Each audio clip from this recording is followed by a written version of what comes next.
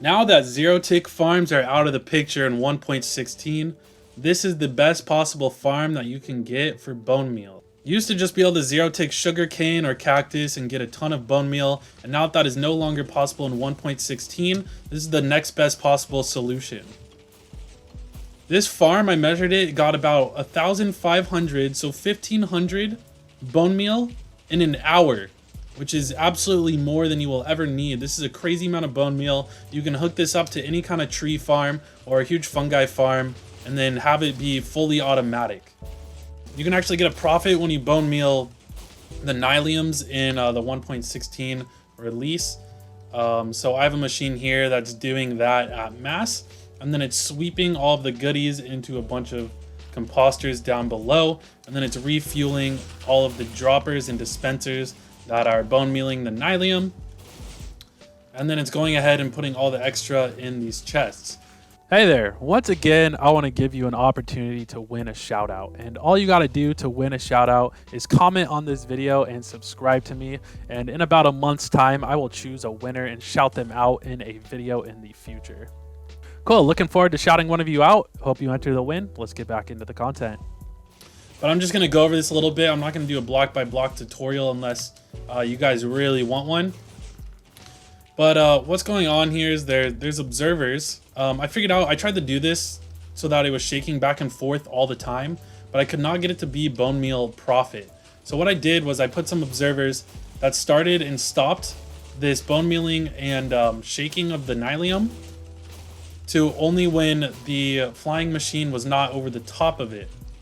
So what I did was I have an observer right here that looks to see, that senses when the flying machine is no longer over the Nylium.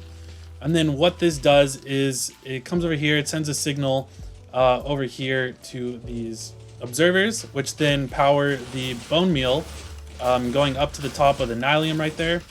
It also goes up to these stairs up here.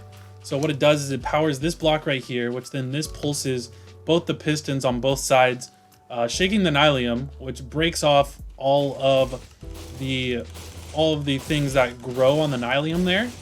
So you can see it happen right here.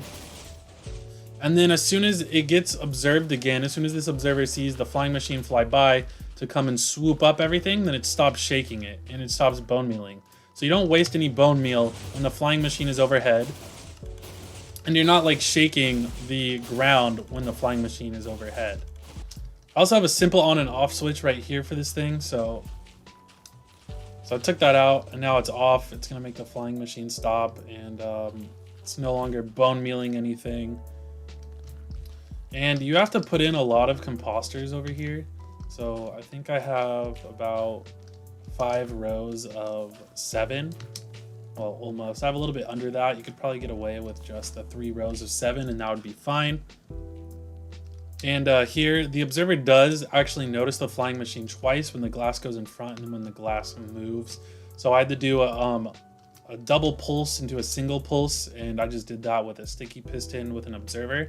So when it pulses once, it pushes this down, it puts the pulse out to everything, and then when it observes it the second time, it just pulls it up, and it doesn't do anything. So that's how you get the 1 pulse out of the flying machine flying by and sending 2 signals to the observer. And then the delays on the pistons here. So this one comes straight from a comparator so that it gives the pulse. It's in, I think this is the negative mode. It's just the mode when the light is on. And then there's a single tick delay right here. And then to expand this delay, all you have to do is string this across with a repeater, but then bring it down and send a repeater into that block so that you don't miss this block. And then on the other side, I expand the redstone signal the same exact way. But then the delay on this one is 4 ticks down here, and then a 1 tick repeater right there. And then that makes it so that you get the fastest shake back and forth. And you do have to, underneath all this Nylium, and the pistons and everything, you need to fill this in with solid blocks. Otherwise, a lot of the drops will just fall down below when it's shaking it. It kind of glitches out and some of the drops will fall down below. But if you fill it up with solid blocks, then it'll go ahead and keep everything on the surface. Also, I put hoppers all along these sides because a lot of times all the drops, everything falls down on that little side right there. So I just wanted to make sure that those didn't get stuck, and like, because sometimes they would get stuck if that was a solid block and the flying machine couldn't get it. So what I did was I just made those hoppers that go over to the composters over here, and then that way we don't miss out on any of those drops to make it as efficient as possible.